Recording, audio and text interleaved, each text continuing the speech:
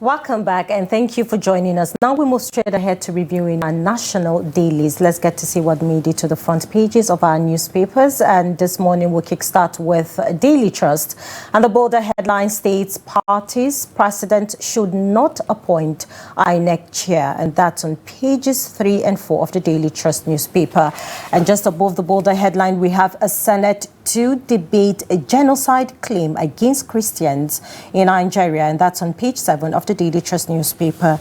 And then also 2027 court asked to stop Jonathan from contesting, and that's on page 15 of the Daily Trust newspaper. And tinubu orders reduction of 2026 Hajj fare, and that's on page 8 on the Daily Trust newspaper. And lastly, we have Shatima backs Dangote NNPCL links gas scarcity to strike.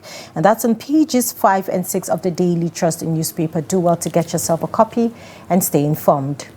All right, next up, we have the Guardian newspaper. Right in front, student loan nil fund kicks as institutions hike tuition fees, charges for profit. That's on page 6 of the Guardian. Right at the top left, dissent to president appointing INEC official swells.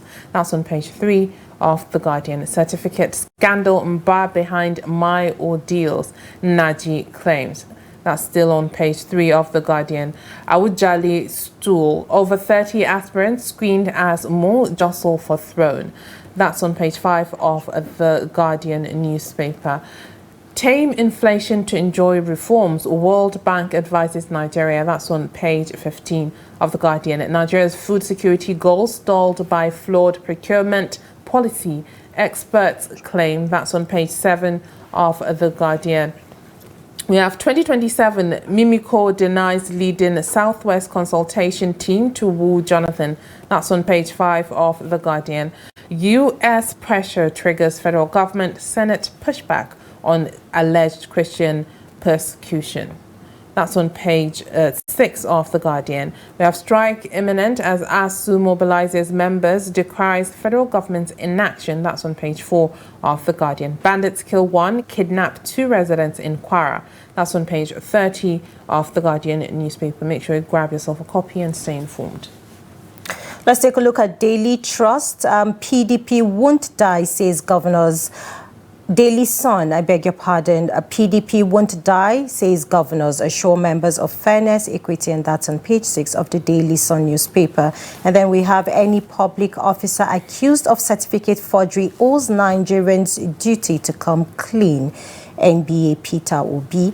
And then also we have Abia OT attacks reps deputy speaker, and that's on page 27 of the Daily Sun. And just below the bolder headline, economy has grown to $372.8 trillion despite headwinds, says Vice President Kashim Shettima, and that's on page 25 of the Daily Sun newspaper. Pengasin, Dangote dispute, Tinubu urges caution, retrospection. That's on page 8 of the Daily Sun newspaper. And then we have Benue farmer loses 5 children in boat mishap. That's on page 4 of the Daily Sun. And lastly, we have Constitution review. We must restore confidence in public institutions, says Akpabio, and that's on page 8 of the Daily Sun newspaper. Do well to get yourself a copy and stay informed. All right, joining us to review some of the headlines of the pages of today's newspaper is the Programs Director, Dr. Theophilus Abba, Programs Director of Daily Trust Foundation. All right, thank you for joining us this morning. Good morning. Thank you for joining us. Good morning. Thank you. All right, right in front of Daily Trust, we have parties. President shouldn't appoint INEC a chair. So what is your take on that? According to Nigeria's registered political parties, under the Inter-Party Advisory Council, have proposed the creation of an independent body to appoint the chairman. So what is your take? Okay, actually, it's an argument that has been ongoing in Nigeria. You call it Independent National Electoral Commission. Now, the sense of independence is that you don't come under any control. And as far as the constitution is concerned, I think the budget of INEC is on first line charge. So when a budget is made for INEC, it is released.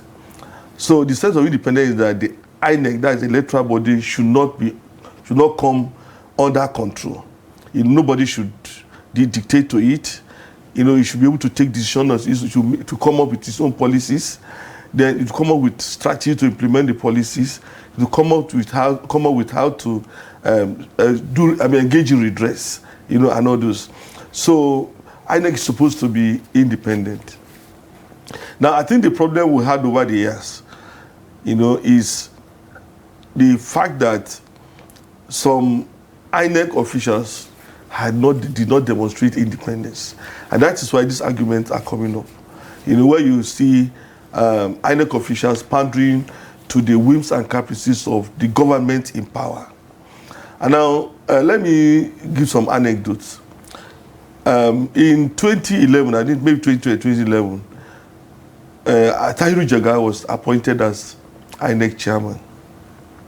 Do you know that up to today, the election that was conducted in 2011 is seen to be one of the fairest elections we've had in this country? He conducted the 2011 election. And then he conducted the 2015 election. Tahiru conducted the 2015 election.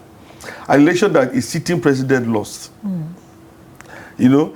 So you see, when he left that place as INEC chairman, he held his head high. Internationally, people hailed him.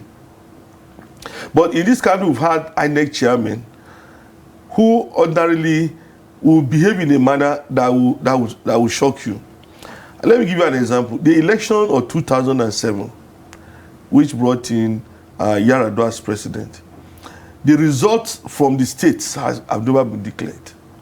The INEC chairman declared that this man, that the president, that was Obasanjo was interested in, had won the election, and there's nothing anybody could do about it.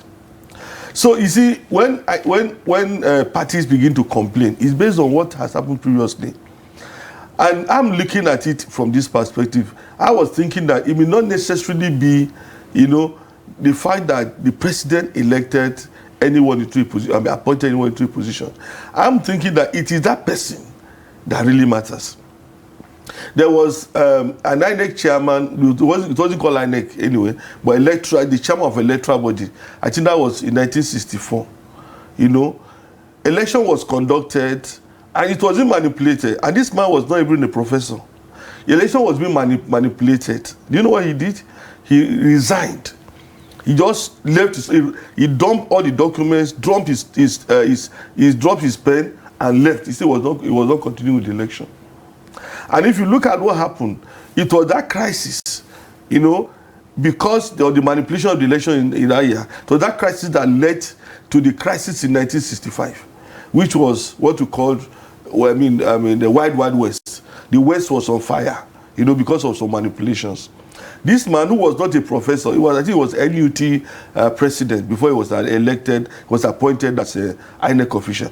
This man, he said, no, I'm not going to be part of this kind of manipulation. He resigned, he left. So we have people who have distinguished themselves. They say, look, I'm not going to soil my hand in these things. So if the parties are saying, well, we want, what to call an independent, INEC person, I think they may be right because of the fear that they have. There are options. I don't know whether to do that you may need to amend the Nigerian Constitution. One of the options is that all the political parties will send in their representatives into INEC. They will elect INEC representatives from among them. So every party will be present at the table, all the political parties. So if you are from ADC, or you are from PDP, you are from NNPP, or any other party, you are represented at the INEC body.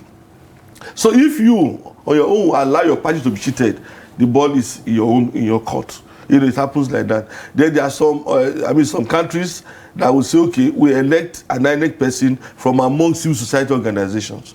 Maybe we'll say, okay, these are organizations involved in political, electoral issues. Let us from among them elect the chairman of the electoral body. It can happen. I think it happened in Kenya. There was electoral crisis in Kenya, and the electoral body was not believed. Everybody was saying these guys conduct elections that are not believable. They brought somebody who was in civil society but had a background in law. He brought him and made him the chairman of the electoral body.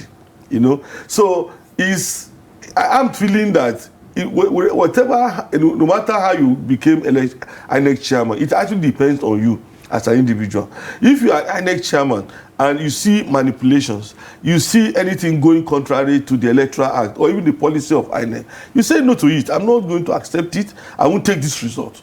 You understand? And it will stand unless the court of law, goes contrary to your own decision. But if you see manipulations, you see forgery, the problem we have in the election in Nigeria is that, you see, okay, you have an election that it was very clear that results were written before the votes were cast, which is totally against, the electoral policy and the law. And then you go ahead as INEC to declare that result. It's unacceptable. You have an election that was conducted. You said what the means of accreditation is beavers. That's how you accredit, those who vote. And it's called that the number of votes that came out, was more than the number of the people who were accredited. And you have a law that says, don't accept this result. And then you accepted the result and say, let them go to court. So it's a whole lot of, things like that, people not to have confidence in the electoral body. But like I keep saying, election is a value chain. INEC has its own role to play. The judiciary has its own roles to play. Security agencies have their own roles to play. You understand? Then political parties have their own roles to play. Then anti-corruption agencies have their roles to play. Now, INEC may have issues, but what about the judiciary? The judiciary that look at the result with all the evidence to say, okay, this thing was not done according to the law. You are the one interpreting the law. You see, okay, validate it and say, oh, let's go ahead. All those things. So I'm thinking that we have to be very careful about the person who appoint as INEC chairman. The person must be somebody of integrity.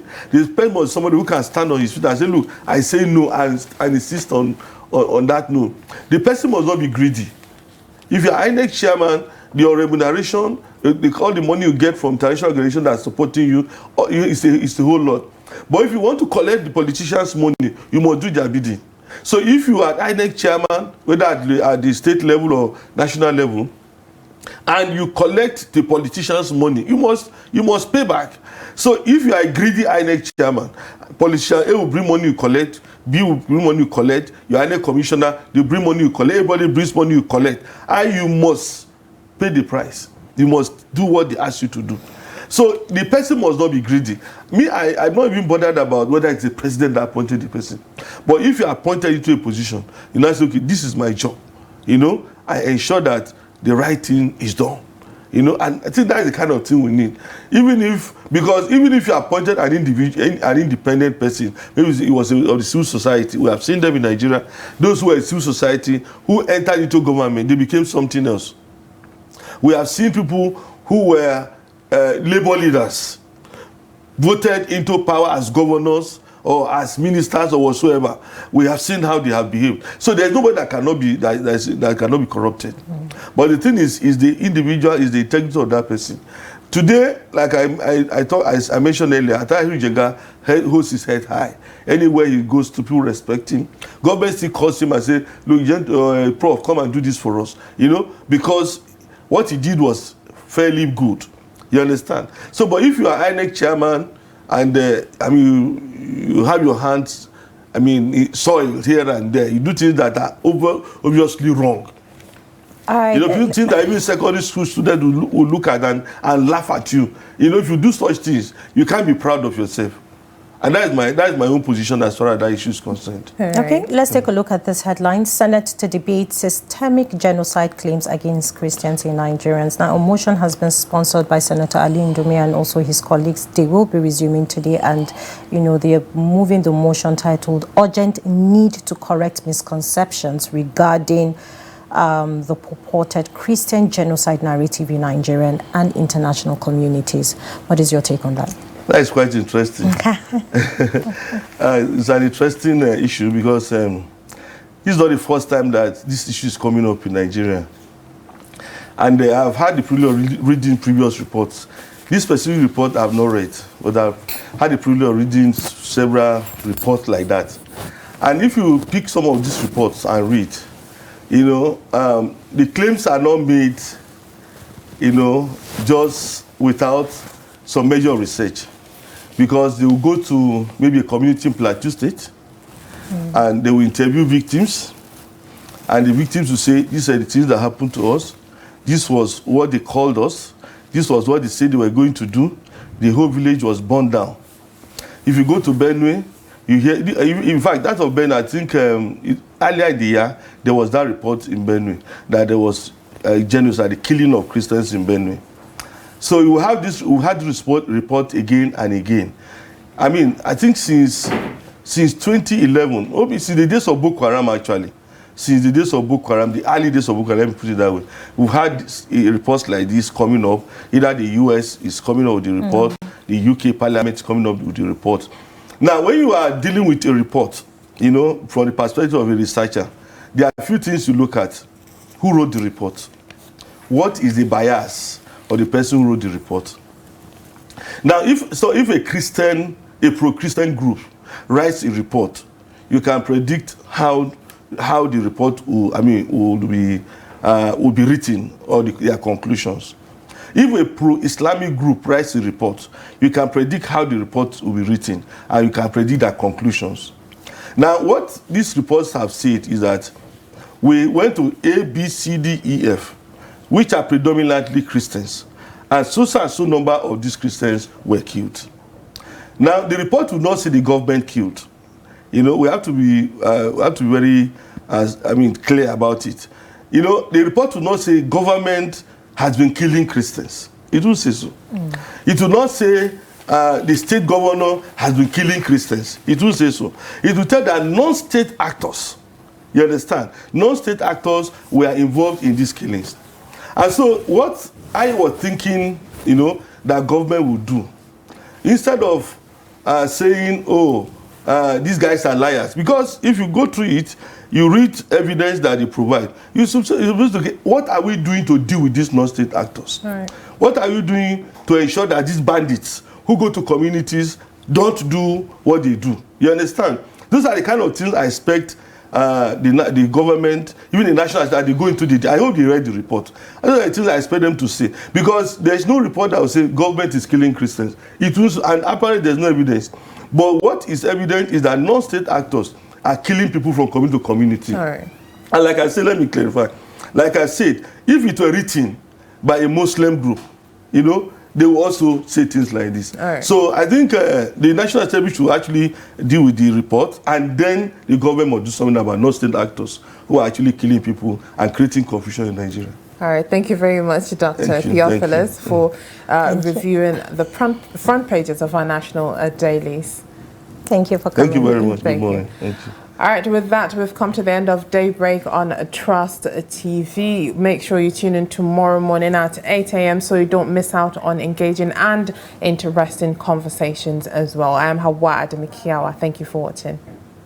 And I am Yemuna Bagudu. Do what follow us on all of our social media platforms, and also subscribe to our YouTube to stay informed. Have a great day. Bye-bye.